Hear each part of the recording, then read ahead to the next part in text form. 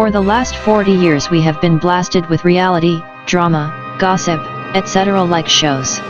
These shows includes things like Sex in the City, The Apprentice, Judge Judy, Maury, Ricki Lake, ER, The Real World, Jerry Springer, Survivor, American Idol, The Real Housewives of Atlanta and other really mindless forms of entertainment like sports. It is no wonder the American people feed into the theatrical bullshit of politics. I blame ourselves because this is what we crave.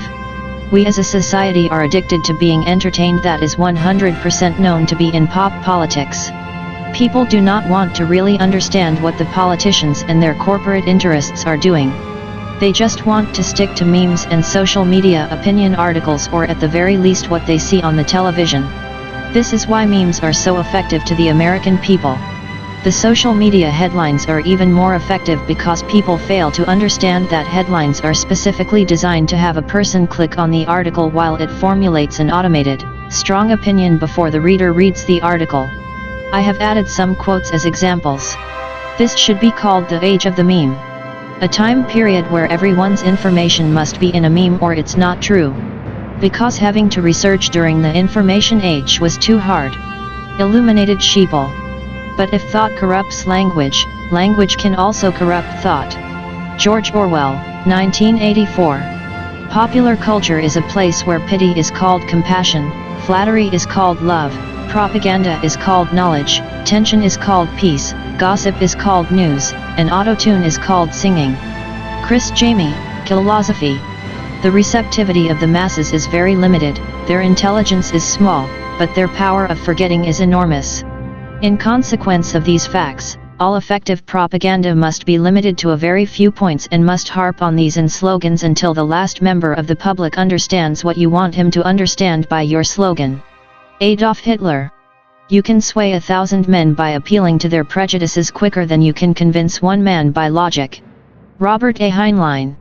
Men, people, are rarely aware of the real reasons which motivate their actions.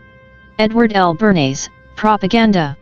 But being dependent, every day of the year and for year after year, upon certain politicians for news, the newspaper reporters are obliged to work in harmony with their news sources.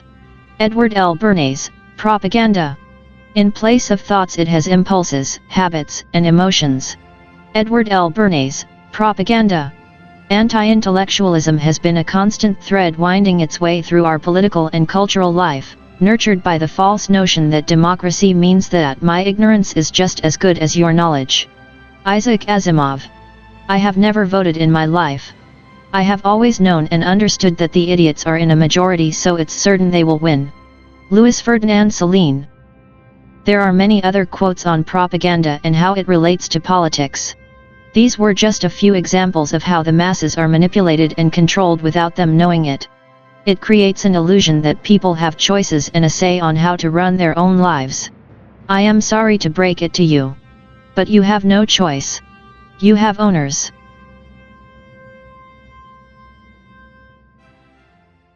America!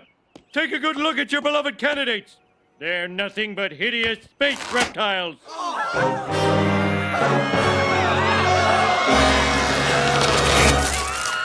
It's true. We are aliens. But what are you going to do about it? It's a two-party system. You have to vote for one of us. He's right. This is a two-party system. Well, I believe I'll vote for a third-party candidate. Go ahead. Throw your vote away. All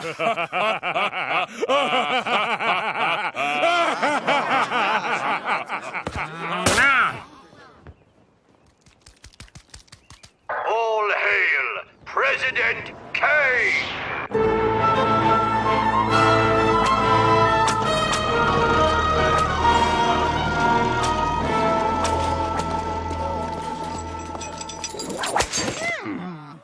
I don't understand why we have to build a ray gun to aim at a planet I never even heard of. Don't blame me. I voted for Kodos.